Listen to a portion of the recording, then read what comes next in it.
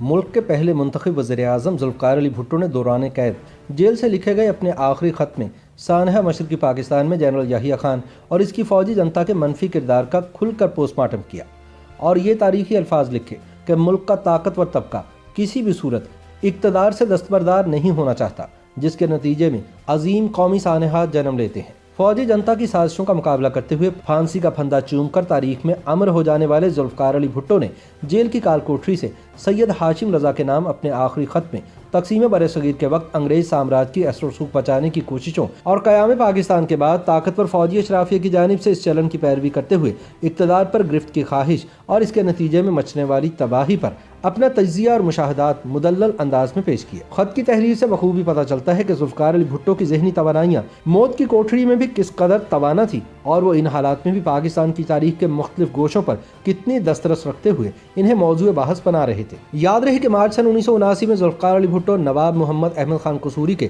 جھوٹے قتل کے مقدمے میں گرفتار ہو کر راولپنڈی جیل میں اپنی زندگی کی آخری گھڑیاں گزار رہے تھے۔ ایسے میں 20 مارچ سن 1979 کو انہوں نے سید ہاشم رضا کو ایک خط تحریر کیا۔ ان دنوں ڈاؤن کراچی میں لارڈ ماؤنٹ بیٹن اور سید ہاشم رضا کی خط و کتابت کا ایک سلسلہ چھپ رہا تھا۔ یہ سلسلہ ذوالفقار علی بھٹو کے مطالعے سے بھی گزر رہا تھا۔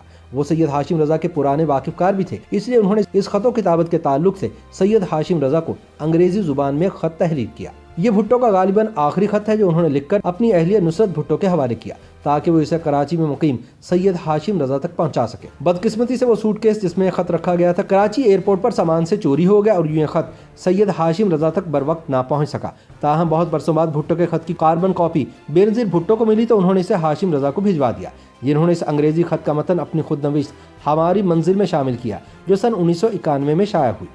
سید ہاشم رضا کو میرے عزیز پکارتے ہوئے بھٹو صاحب لکھتے ہیں کہ یادوں کے شکستہ آئینے میں ایک ایسے دور کے بارے میں آپ کی بھرپور دلچسپی نے میرے دل میں آپ کا احترام بڑھا دیا ہے جو ایک اور ہی دنیا کا زمانہ لگتا ہے۔ موت کی مختصر سی کوٹری کی تنہائی میں میں نے ان معاملات اور دیگر بہت سے معاملات کے بارے میں بار بار گہرائی اور گہرائی سے سوچا ہے۔ تحریک پاکستان میں لفظوں کی انقلابی معنویت کو پیش نظر رکھا جائے تو میں ڈائریکٹ ایکشن کے ایام سے ہی ایک کارکن کے طور پر جدوجہد آزادی میں شامل رہا ہوں، مگر میں غیر منقسم ہندوستان کے آخری وائس رائے کے کردار کے بارے میں اپنے تحفظات کا اظہار کیے بغیر نہیں رہ سکتا۔ قید کے دوران تقسیم ہند کے زمانے کے بارے میں نے خاصا پڑھا ہے اور بار بار پڑھا ہے۔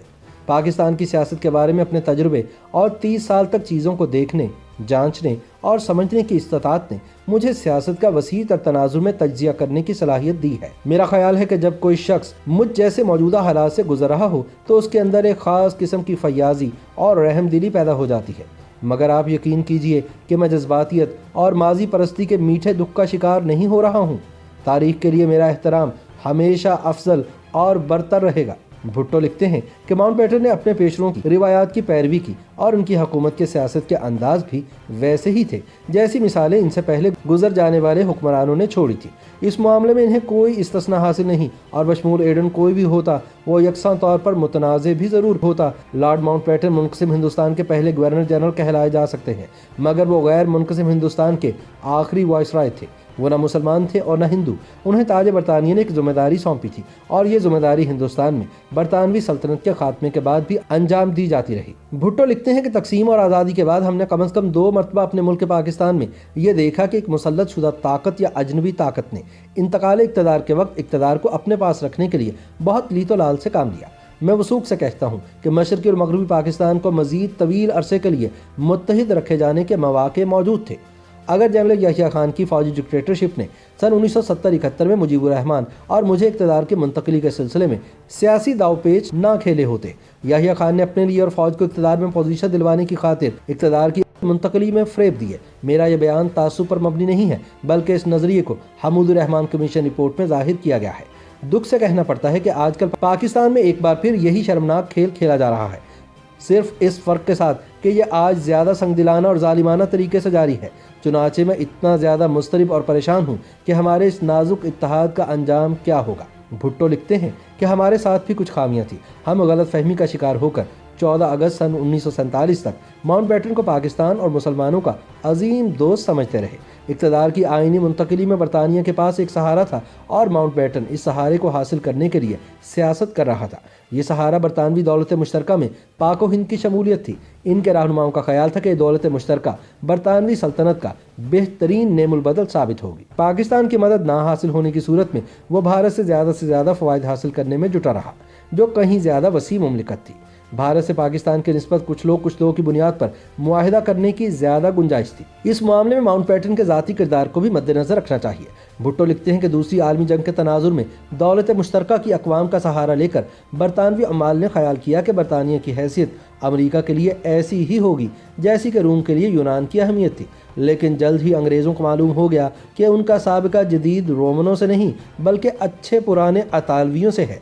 चुनाचे जंग के ख़त्म होने से पहले ही अमरीकी तेल के मुफादात बेदर्दी और दगाबाजी के जरिए मशरक़ी वस्ता में बरतानवी मुफादात पर असरअंदाज होने लगे, जिससे ताज बरतानिया की कुव्वत को शदीद धचका लगा। जुल्फ़िकार अली भुट्टो ने ऑक्सफोर्ड में ज़बाना तालिब इल्मी के दौरान बरे-सग़ीर की सरहदी तकसीम के ज़िम्मेदार लॉर्ड रडक्लिफ से गुफ्तो-शनीद के तनाजुर में लिखा कि मौसूफ़ का इसरार था कि सन 1947 में कश्मीर बदनीयती से इंडिया को मुंतकिल नहीं किया गया। ताहम मैंने रडक्लिफ से कहा था कि इन तमाम नामुवाफिक हालात को दुरुस्त करने के लिए एक अजीम अवामी इनकलाब आएगा। भुट्टो मजीद लिखते हैं कि माजी की नाकामियों पर मुबाहिसा करने की बजाय इस बात की ज़्यादा ज़रूरत है कि हम मुस्तकबिल पर गौर व फिक्र करें। बरतानवी सरजमीन में हमारी मदद के लिए नहीं आए थे, तो हम ये क्यों सोचते हैं कि उन्होंने यहाँ से वापस जाकर हमारी मदद की। माउंट बैटन सिर्फ एक आलाकार था, हम उसके औजार हैं। हम आज़ादी की नस्ल के बाद भी हटीलेपन से इसके आलाकार बने हुए हैं। ख़त के आखिर में जुल्फ़िकार अली भुट्टो लिखते हैं कि याद रखें, हमने पाकिस्तान की जद्दोजहद इसलिए की ताकि बराबरी हासिल करें। बराबरी से कम नहीं, आज़ादी से कम नहीं, इज़्ज़त व वक़ार से कम नहीं, भाईचारा मगर तासुब नहीं। YouTube पर गूगली न्यूज देखने के लिए youtube.com की सर्च बार में गूगली न्यूज टीवी टाइप करें। गूगली न्यूज के पेज पर सुर्ख रंग के सब्सक्रिप्शन वाले बटन पर क्लिक करना ना भूलिए। YouTube पेज पर अपलोड होने वाली वीडियोस से बाखबर रहने के लिए बेल आइकन पर क्लिक कीजिए। आपको हर नई वीडियो के बारे में नोटिफिकेशन मौसूल हो जाएगा।